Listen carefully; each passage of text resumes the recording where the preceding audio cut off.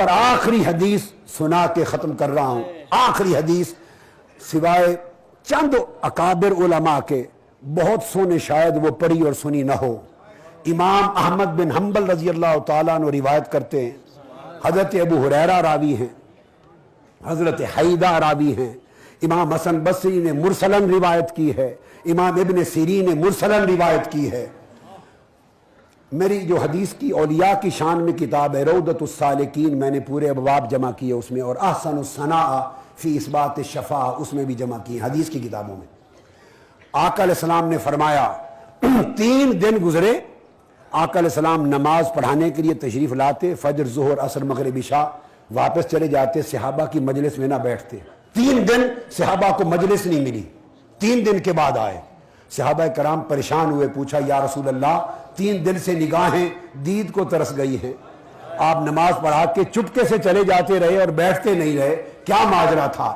آقا علیہ السلام نے فرمایا میرے رب نے مجھ سے ایک وعدہ کیا کہ میرے محبوب تجھ سے وعدہ کرتا ہوں کہ تیری امت میں 70,000 لوگ ایسے پیدا کر دوں گا جو بغیر حساب و کتاب کے جنت میں جائیں گے, جن کا حساب و کتاب نہیں ہوگا.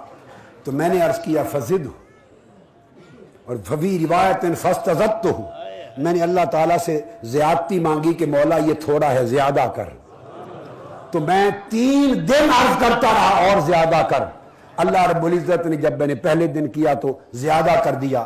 فرمایا میرے محبوب ان 70,000 آدمیوں میں ہر ہزار ایسا ہوگا کہ اپنے ساتھ 70,000 بغیر حساب و کتاب کو شفاعت کر کے لے جائے گا.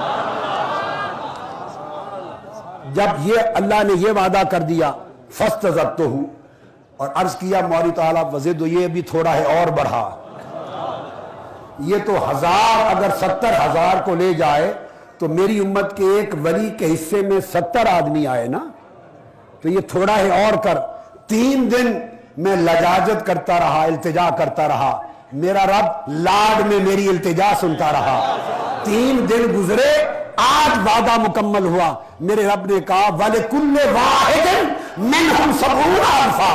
میرے محبوب جا ان میں سے ہر ایک ولی کو یہ شان دیتا ہوں کہ قیامت کے دن خود تو جائے گا ہی, ایک ولی ان میں سے ایسا ہوگا کہ بغیر حساب و کتاب کے 70,000 لوگوں کو جنت میں لے کے جائے گا, بغیر حساب و کتاب کے. وہ جو حساب و کتاب کے بعد شفاعت سے جائیں گے وہ لاکھوں کروڑوں الگ ہوں گے, وہ لاکھوں کروڑوں الگ ہوں گے جو حساب و کتاب کے بعد جائیں گے. جو دوزخ میں پھینک دیے جانے کے بعد اولیاء کی شفاعت سے نکالے جائیں گے, جنت میں جائیں گے, وہ لاکھوں کروڑوں پھر الگ ہوں گے.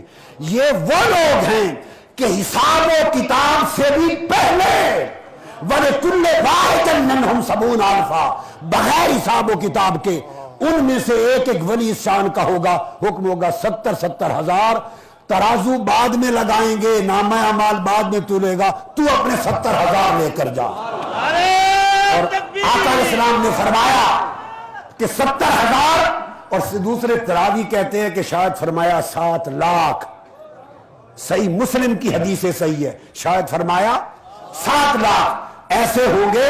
یہ جو سلاسل ہیں اولیاء کے, بعض لوگوں کے فہم میں اولیاء کے سلاسل طریقت سمجھ میں نہیں آتے, ان کے خانوادے, ان کے سلاسل, ان کے فیوزات, ان کی کڑیاں سمجھ میں نہیں آتی. میں بتاؤں یہ کڑیاں اللہ نے اور اس کے محبوب مصطفیٰ نے قائم کی, اور بخاری اور مسلم میں آئی ہیں یہ سلسلے. آقا نے فرمایا صحیح مسلم کی حدیث ہے صحیح, 70,000 یا 7 لاکھ لوگ ایسے ہوں گے ان کے چہرے 14ویں رات کے چاند کی طرح چمک رہے ہوں گے. ان اولیاء کے بغیر حساب و کتاب کے جنت میں جانے والے, انہیں حکم ہوگا اپنے متوسلین کو جنت میں لے جاؤ.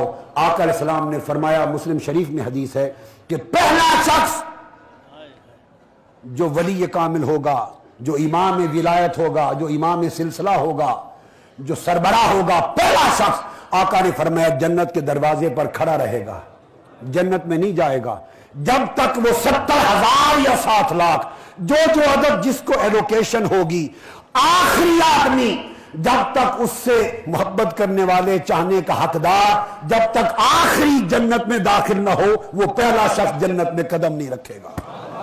یہ صحیح بخاری صحیح مسلم کو کوٹ کر دیا.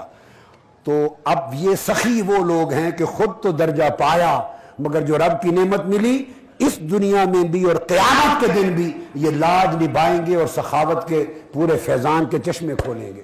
لہذا